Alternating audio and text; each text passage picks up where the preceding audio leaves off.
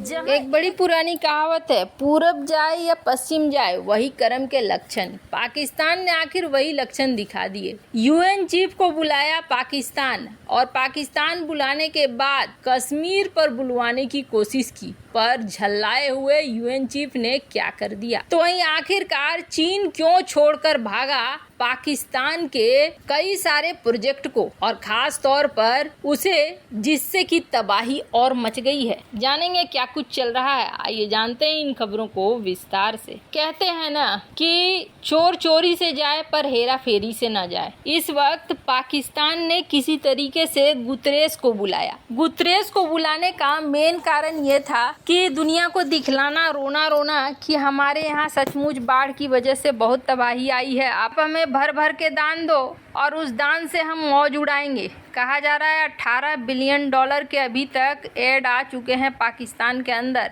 लेकिन वो 18 बिलियन जमीन पे नहीं दिख रहे हैं। ऊपर से बाढ़ की वजह से जो बीमारियां उत्पन्न हो रही है वो तो अलग, और ये समझ लीजिए हालात इतने गंदे हैं कि इस मौके पर भी उल्टा यहाँ पर बहुत सारी ऐसी गतिविधियां हो रही हैं जो गलत है, जो आम जनता पर उल्टा मार ही पड़ रहा है। पर इन सब के बावजूद गुतरेश पहुंचे। गुतरेश ने हालात देखा। हालांकि गुतरेश ने पहले ही कहा है कि पाकिस्तान में 15 लाख से ज्यादा मौतें होंगी। ऊपर से गुतरेश ने ये कहा कि नहीं, एक कोष तो बनना चाहिए जिस कोष में पैसे आए, डॉलर आए, ताकि फिर से पाकिस्तान को खड़ा किया जा सके। हालांकि पाकिस्तान में इस वक्त जिस तरीके से गुतरेश बता रहे हैं, यहाँ पैसों की बारिश होगी तभी हालात सुधरेंगे। हालांकि पैसों की बारिश करेगा कौन? एक तो ये कंगाल देश है, यहाँ से कुछ लौटने के आसार नजर नहीं आ रहे हैं। ऊपर से इस मौके को भी पाकिस्तान ने कितने गंदे तरीके से भुनाने की कोशिश की।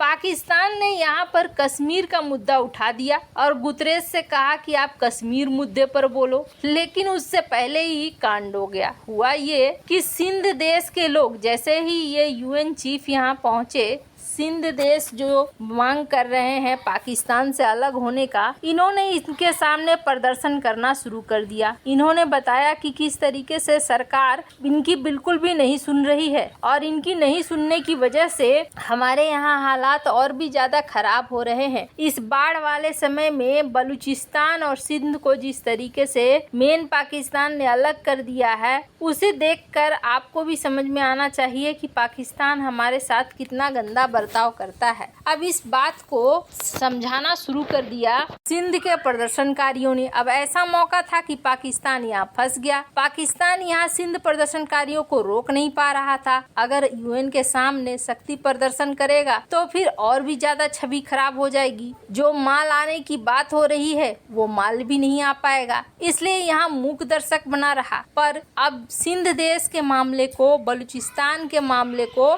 कश्मीर से जोड़ने की कोशिश की पाकिस्तान ने ये समझाना शुरू कर दिया कि नहीं नहीं, ये मसला तो कश्मीर का मसला है और कश्मीर मामले पर आप कुछ बोलिए। जिस पर यूएन के चीफ गुतरेश ने जो तगड़ा वाला झटका दिया, वो झटका सुनकर तो चीन भी भाग जाए। गुतरेश ने कहा कि भारत ये कहता है, आप लाइन सुनिएगा, ये लाइन बेहद महत्वपूर्ण है। गुतरेश ने कहा कि भारत कहता है कि ये भारत और पाकिस्तान का द्विपक्षीय मुद्दा है और भारत इस मुद्दे को आपस में ही हल करेगा। एक लाइन में गुतरेश ने पूरी कहानी बता दी कि अब यूएन के आगे चक्कर काटने या यूएन का रट्टा मारने से काम नहीं चलेगा। खैर, भारत ने ये जो काम किया कि यूएन को बहुत अच्छे से समझा दिया है कि अपनी इज्जत बचानी है तो इस मामले में टांग मत अड़ाया करो, क्योंकि हमारी पॉलिसी बदल चुकी है। यूएन में जो शख्स प्रस्ताव लेकर गया था वो नेहरू था,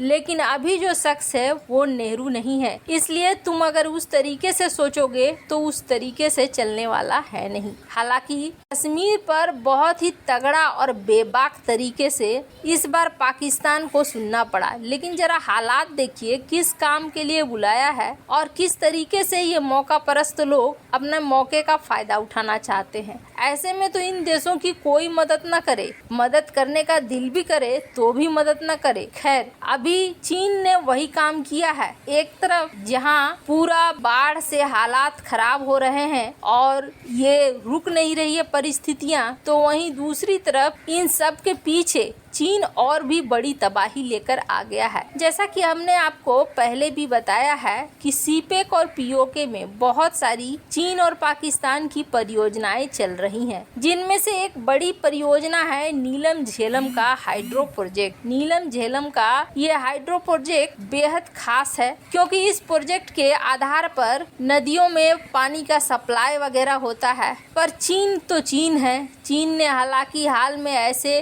बनाए पुल और डैम कि वो इस बहाव में पता नहीं कहां मटिया मेट हो गए। नीलम झेलम प्रोजेक्ट बहुत इम्पोर्टेंट प्रोजेक्ट था, लेकिन यहाँ पर भी चीन ने बहुत ही गंदी वाली लापरवाही दिखाई और इसका असर ये हुआ है कि डैम के चारों तरफ क्रैक पड़ने शुरू हो चुके हैं। इन क्रैक की वजह से चीन ने ऐसे हालात में, जब डैम में लबालब पानी भरा पड़ा हुआ है, चीन ने कह दिया है कि नहीं भैया, हम इसमें मेंटेनेंस काम हम नहीं करेंगे और अभी के लिए इस परियोजना को हम बंद कर देते हैं। अब जरा आप सोचिए कि डैम में क्रैक पड़ा हुआ है और ये मेंटेनेंस का काम बंद कर रहे हैं, मतलब कि नीलम झेलम का जो ये डैम है ये भी कभी भी फट सकता है। और कभी भी फटने का मतलब है कि ये क्या लाएगा, ये लाएगा भयानक वाली तबाही, और ये तबाही यहाँ पूरा फैल जाएगी, यानी ये बाढ़ अभी और भी ज्यादा बढ़ने वाला है। फिर भी चीन आखिर ऐसा क्यों कर रहा है?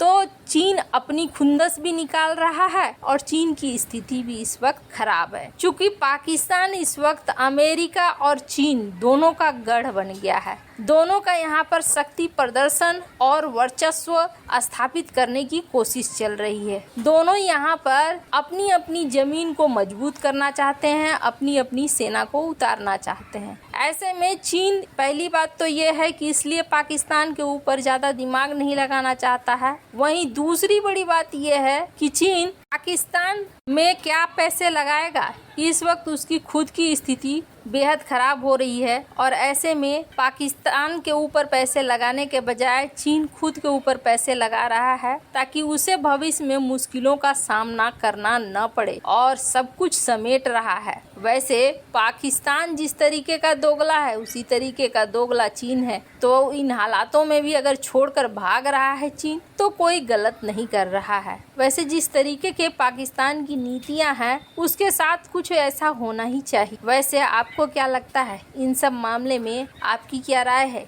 कमेंट कर जरूर बताएं। जल्द मिलते हैं अगले वीडियो में नई खबर के साथ।